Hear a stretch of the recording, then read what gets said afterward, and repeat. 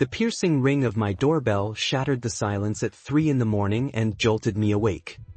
I stumbled out of bed with my heart already pounding from confusion mixed with growing dread. Outside, flashing red and blue police lights painted my quiet driveway in chaotic colors. Carolyn, the HOA president, stood there pointing at my truck with pure accusation in her eyes. She had dialed 911 claiming I was the neighborhood vandal causing all the trouble. The officer approached me slowly and asked for my side of this bizarre late-night complaint. I took a deep breath, trying hard to keep my voice steady and completely calm. This had to be some kind of ridiculous mistake, but I already sensed her game. Carolyn interrupted, loudly demanding they search my property right then and there. I could not believe the sheer audacity of her flipping the script on me like this. Yet, deep down I knew the truth because I had been gathering proof for weeks. Let me take you back 6 months to when I first moved into Sunnybrook Estates. I came here as a regular guy seeking peace after a tough divorce and fresh start. The HOA seemed helpful at first with its neat rules for keeping the suburb nice. Carolyn greeted me with a welcome basket and a thick binder of covenants to follow. She stressed how vital it was to obey every single rule for property values. At the time I nodded politely, thinking she was just thorough about community standards. Soon the complaints started arriving weekly in my mailbox and email inbox. My lawn had a few dandelions that apparently threatened the entire neighborhood aesthetic. Then my trash cans sat out 5 minutes past the allowed time one random evening. The fines began stacking up, but I paid them quietly to avoid any bigger conflict. Meanwhile, something strange kept happening with the gas in my old reliable pickup truck. I filled the tank to the brim every Monday for the light week ahead. By Wednesday the gauge showed it down nearly a quarter tank with almost no driving. I inspected the vehicle thoroughly underneath and around but found 0 leaks or damage. The mysterious fuel loss continued week after week, slowly eating away at my patience. One night I heard faint shuffling footsteps outside around 2 in the morning. I peeked through the blinds but only caught shadows moving near my truck. The next morning the tank was even lower and the sharp smell of gasoline lingered. That was the moment suspicion turned into resolve, and I decided to act smartly. I ordered a high-quality hidden security camera with night vision and motion alerts. I installed it discreetly on my porch, aimed straight at the driveway area.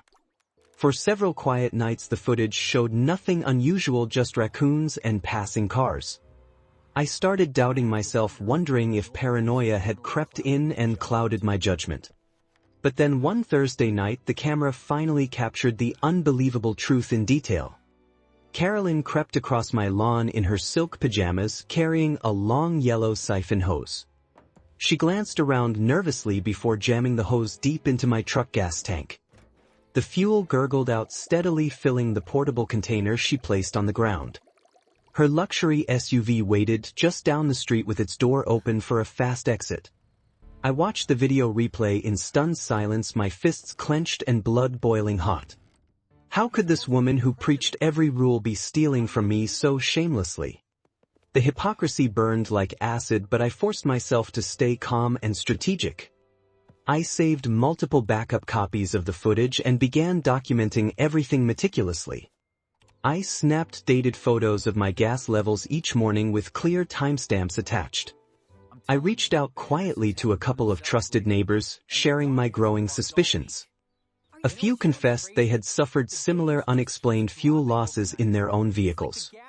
They feared speaking up because of Carolyn's power to slap them with heavy fines. I promised to protect their anonymity while I built an ironclad case against her.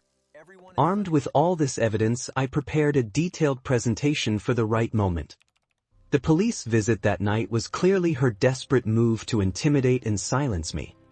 She had called them hoping to scare me off from pursuing the theft any further. But when I showed the officers the crystal clear video, their attitude shifted fast. One cop shook his head and told her directly that it looked like theft to him. Carolyn denied it all with a straight face, claiming the footage must be fabricated. The officers left after advising us to handle the dispute through proper legal channels. That confrontation only strengthened my determination to see real justice through to the end.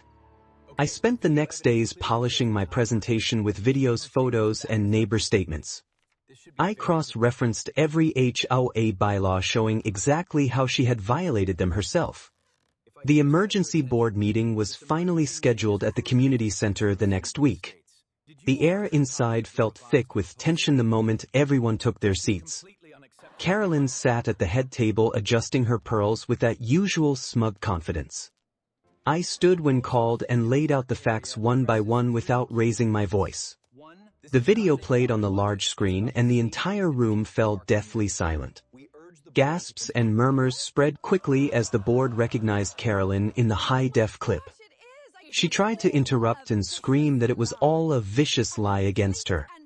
But the evidence kept mounting and the board members were clearly not buying it. I pointed out the repeated theft pattern and how it broke the covenants she wrote. Additional records proved she had waived her own fees while hammering everyone else. The real twist landed when the treasurer revealed irregularities in the HOA finances too. It turned out her control extended to misusing small amounts of community money cleverly. The board deliberated in private for what felt like an endless stretch of time. Finally, the vote came back unanimous to remove Carolyn from every leadership position immediately. Her face twisted in rage as she accused the whole board of betraying her trust. She stormed out, slamming the door so hard the windows rattled in their frames. The remaining members let out a collective sigh of relief once the door closed. New leadership was elected on the spot, promising fair enforcement and real transparency. Neighbors who had stayed silent before now approached me with genuine thanks and apologies. The whole suburb felt lighter and more human without her toxic shadow hanging over it. My truck tank stayed full from that day forward and the losses stopped completely. I could finally sit on my porch in true peace without midnight worries. Looking back, the whole saga revealed how tiny doses of power corrupt ordinary people fast. Carolyn had built her little empire on rules she never meant to obey herself. In the end, the neighborhood thrives with actual harmony instead of fear disguised as order. I still smile sometimes at the deep irony of the HOA queen dethroned by her own greed. The fuel she stole was never just gasoline, it was the peace she robbed from everyone. And that is how one calm homeowner caught the Karen red-handed and ended her reign.